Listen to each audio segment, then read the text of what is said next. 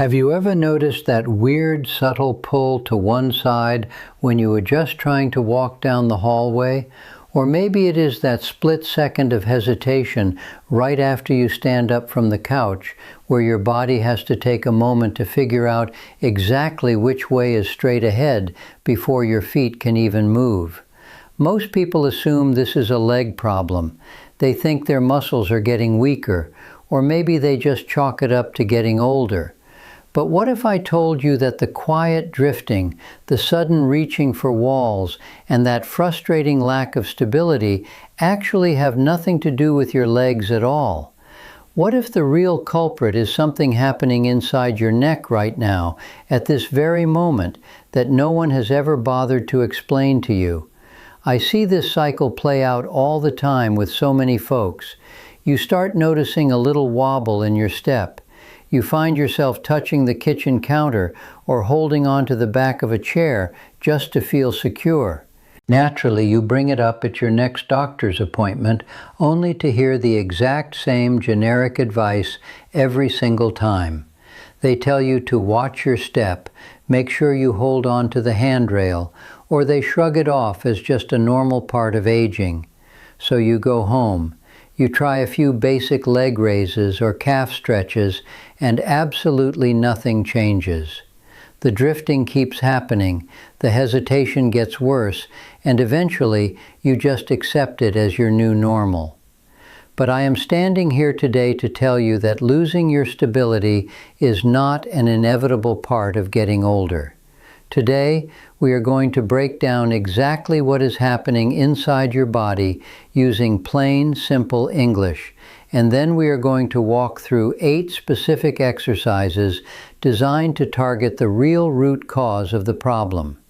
You do not need a gym membership, you do not need any fancy equipment, and you do not need a ton of time. All it takes is a wall, a sturdy chair, and less than 12 minutes a day to start reclaiming your confidence on your feet. Before we dive into the science and the movements, if you have not subscribed to the channel yet, go ahead and hit that subscribe button right now and turn on the notification bell so you never miss another practical health tip tailored just for you.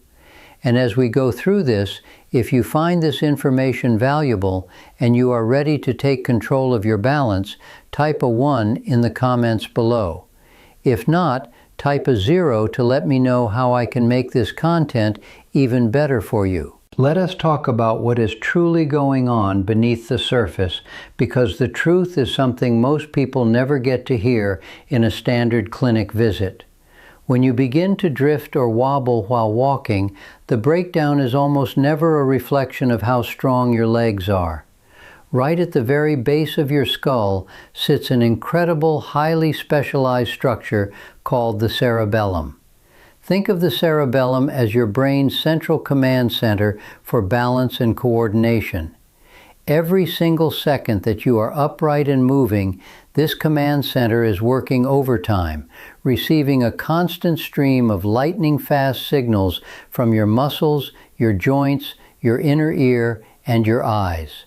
It takes all of that complex data, processes it instantly, and sends out micro-corrections to your body so you can walk in a perfectly straight line without ever having to think about it. When your cerebellum is running at 100%, you do not feel it working at all. You just get up, you walk, and you move through your day with total ease. But when that command center starts running at a reduced capacity, things begin to misfire. You start drifting to the side, you find yourself reaching out for walls to steady yourself, and every single step you take begins to feel just a little bit uncertain. Now, here is the exact piece of the puzzle that changes everything, the part that connects your balance straight to your neck. The vital arteries that carry fresh, oxygen-rich blood directly to your cerebellum have to travel through the tiny, intricate bones of your neck, winding their way up through the vertebrae one by one. Because of this unique anatomy, when the muscles in your neck become chronically tight and stiff, whether from years of poor posture, looking down at screens, or old unresolved injuries, they begin to place a quiet, sustained pressure on those very arteries. This subtle compression reduces the volume of blood supply reaching your cerebellum.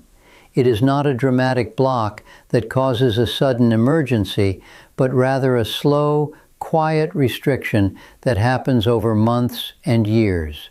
Over time, this diminished blood flow slowly erodes your balance, dampens your coordination, and leaves you feeling unsteady. That is the real mechanism behind the drift. Therefore, if you want to truly fix your balance, you have to address both sides of the equation. You have to release the physical restriction and tightness in your neck muscles, and you simultaneously have to retrain and wake up the neural pathways in your cerebellum. That dual approach is precisely what these 8 exercises are designed to accomplish. We are going to break them down into 2 distinct groups because they have to work hand in hand. Group 1 is entirely focused on releasing that deep neck tension to open up the pathways, and Group 2 is dedicated to actively training your cerebellum. You cannot do one without the other if you want real, lasting results. Let us start with Group 1, which consists of our neck release exercises. The first movement is the base of neck rotation release.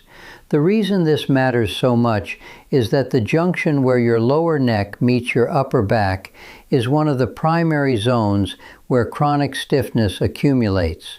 When this area locks up, it creates a bottleneck that compresses the arteries feeding your balance center. This specific movement gently mobilizes that exact zone to relieve the pressure. To do this properly, sit down in a sturdy chair with your back completely straight and your feet flat on the floor.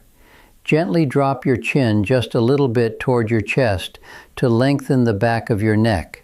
Now, take 2 fingertips and place them directly against the prominent bony bump at the very base of your neck, which is that noticeable vertebra right where your neck joins your upper back. Slowly and deliberately rotate your head to the right side using your fingertips to apply a very gentle, guiding pressure in that same direction. Only move as far as your body comfortably allows. You are looking for a mild, pleasant stretching sensation, never any pain. Once you reach that gentle endpoint, hold the position for 3 to 4 seconds, breathing naturally. Slowly return your head back to the center line and then repeat the exact same sequence to the left side, placing your fingertips on the left side of that bony bump to guide the movement. Complete 5 full repetitions on each side. I highly recommend practicing this once in the morning and once in the evening. Most people notice that their natural range of motion gradually increases over the first 1 to 2 weeks as that deep-seated stiffness finally begins to ease up. Moving on to the second exercise in our neck release group, we have the side neck stretch. The reason this particular stretch is so vital comes down to the large diagonal muscle that runs from just behind your ear all the way down to your collarbone. This is one of the most chronically overworked and stressed muscles in the entire human body. When it stays continuously tight and shortened, it places a non-stop, sustained pressure on the deeper structures running through your cervical spine, which directly impacts the blood flow traveling to your cerebellum. To perform this stretch, take one hand and place it flat against your collarbone on one side, pressing down gently to anchor the skin and tissue underneath. From there, slowly tilt your head toward the opposite shoulder, moving your ear closer to that shoulder, and then lift your chin very slightly upward toward the ceiling. The moment you do this, you should feel a very clear, deep, satisfying stretch running along the entire side of your neck.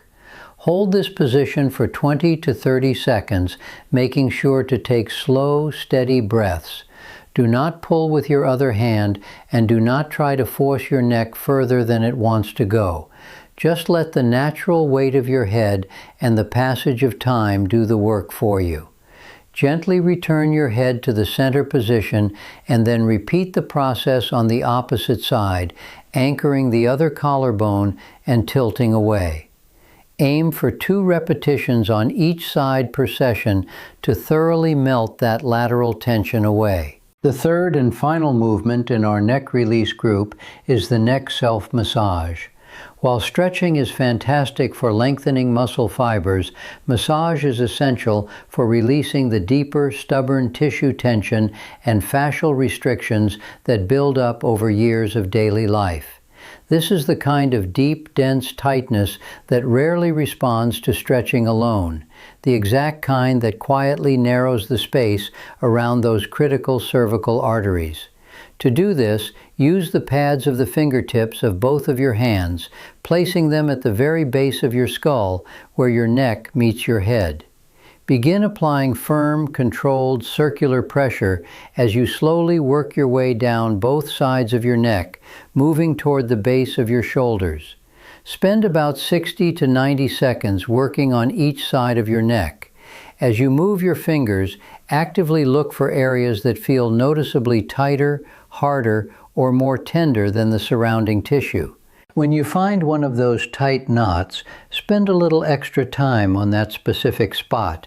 You do not want to dig in painfully or cause bruising, but rather apply a steady, gentle, and melting pressure until you actually feel the underlying tissue begin to soften and give way under your fingers. Perform this self-massage once daily, and it is ideally done in the morning, right before or right after you complete the other 2 neck exercises, so your neck is completely primed for the day. Now that we have addressed the physical restrictions in the neck, it is time to transition into Group 2, which focuses entirely on cerebellum training exercises. The 4th exercise in our routine is the slow motion straight line walk. The reason this exercise is an absolute game changer is that before you can successfully retrain your natural walking pattern, you have to slow the movement down drastically. You have to slow it down enough so that your brain can consciously register, process, and correct every single micro movement of each step. When we walk at a normal pace, momentum carries us forward, which easily covers up our underlying balances and weaknesses. Slow motion walking completely strips away that momentum, forcing every single muscle, joint receptor, and balance signal to work with absolute intent and focus. To set this up, find a clear hallway or a long open space in your home. Place one hand lightly against the wall if you need a little extra support to start out. Begin walking forward at the absolute slowest pace you can possibly manage. You want to move so slowly that each individual step takes a full 3 to 4 seconds to complete. Lift your foot deliberately off the ground. Pause it briefly in mid-air. Reach your heel slightly forward and then lower it to the floor with total conscious control.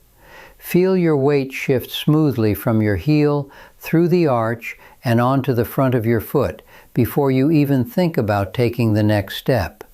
Walk 10 full steps forward in this manner. When you reach the end, turn around carefully by taking small, controlled marching steps, and then walk 10 slow motion steps back to where you started. That counts as 1 full set. You want to complete 3 full sets of this walk. While you are doing this, it is incredibly important to focus your gaze straight ahead of you rather than looking down at your feet. Your balance system desperately needs to learn how to function while your eyes are focused on where you are going, not on where your feet are landing. If you feel yourself wobbling or shaking during this exercise, do not panic. That wobbling is not a sign of failure. It is actually your cerebellum waking up and actively working to correct your posture. That is the entire point of the exercise. As a progress tip, once this begins to feel smooth and steady on a hard floor, try doing it on a carpeted surface.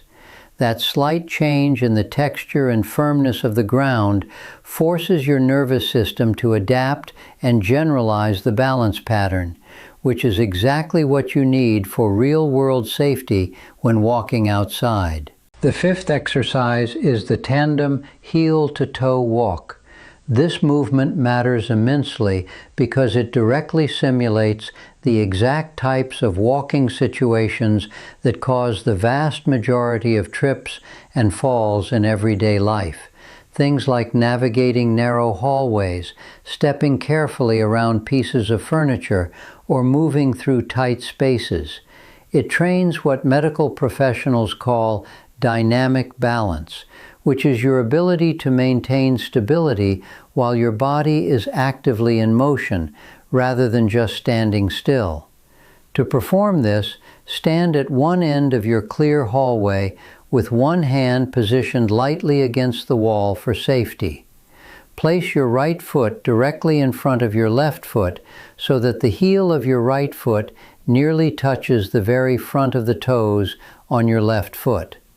Once you are balanced, step your left foot forward in the exact same manner, placing it perfectly in line, heel to toe, as if you are walking on a tightrope. Take 10 deliberate steps forward in this straight line. Turn around with care and take 10 steps back to the start. This counts as one set, and you should complete 2 full sets. Just like before, keep your eyes looking straight ahead rather than tracking your feet. Walk slowly and maintain full control over every single shift in weight. If you lose your balance and need to touch the wall for a moment, that is completely fine. Touch the wall, reset your posture, and keep moving forward. Consistency and control matter far more than achieving immediate perfection. Once this becomes easier over time, you can try a progress tip by crossing your arms completely over your chest instead of extending them out to the sides. This simple adjustment removes your ability to use your arms for compensation, forcing your deep core muscles and your ankles to step up and take on the bulk of the stabilizing work. Our sixth movement is the standing marches with a cross-body tap. This exercise is incredibly efficient because it rebuilds 2 vital physical components at the exact same time. First, it strengthens the hip flexor muscles, which you drastically need to lift your feet clearly off the ground so you do not trip over rugs or uneven sidewalks. Second, it trains cross-body coordination, which happens to be one of the cerebellum's most sophisticated daily jobs. Forcing your body to engage in cross-body movements actively fires up and strengthens the neural pathways that connect the right and left hemispheres of your brain, which is absolutely essential for creating a smooth, fluid, and coordinated walking gait. To do this safely, stand up nice and tall right behind a sturdy kitchen chair or a heavy armchair, resting both of your hands lightly on the back of the chair for support. Lift your right knee up toward your chest, driving it as high as you comfortably can. As that right knee rises, take your left hand off the chair and gently tap the top of your rising right knee. Lower your right leg back down to the floor with total control. Place your left hand back on the chair and then immediately lift your left knee up, tapping it with your right hand. That constitutes 1 full repetition.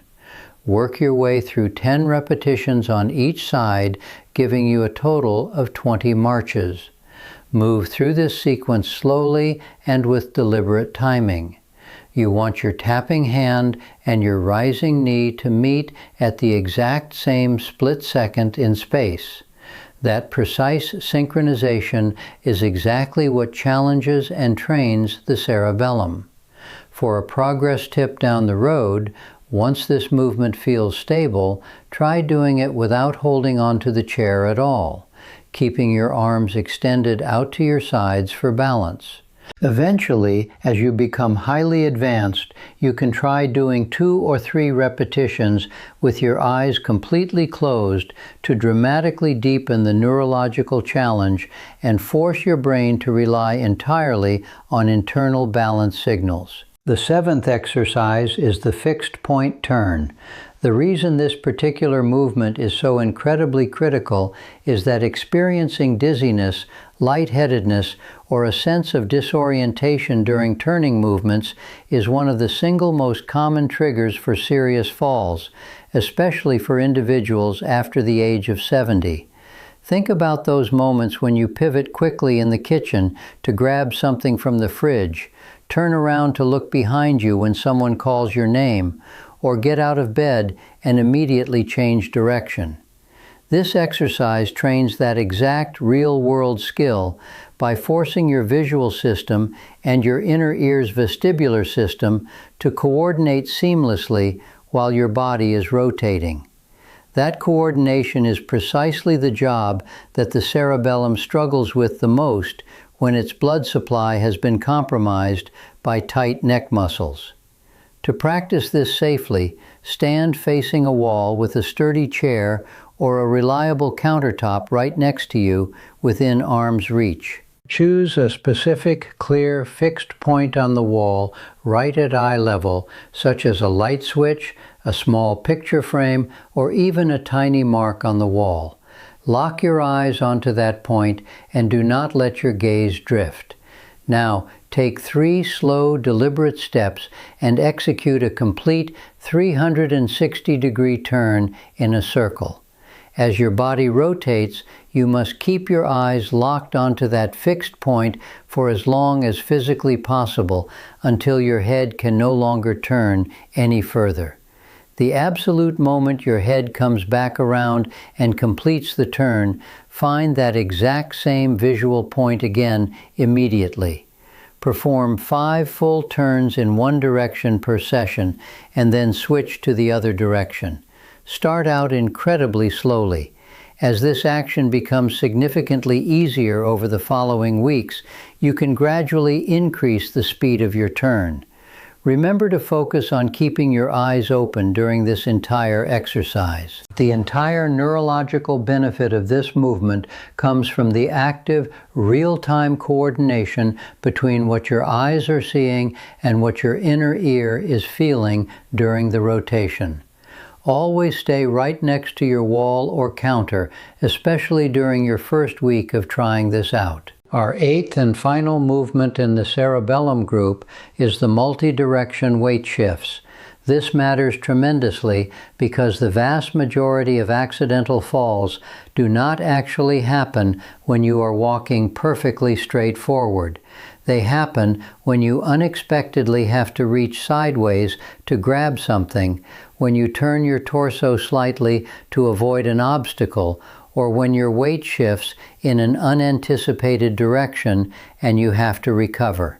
This exercise explicitly trains your body's ability to safely move its center of gravity in multiple directions and then successfully recover back to a perfectly stable center, which is the exact core skill your nervous system needs to catch you before a minor stumble turns into a dangerous fall.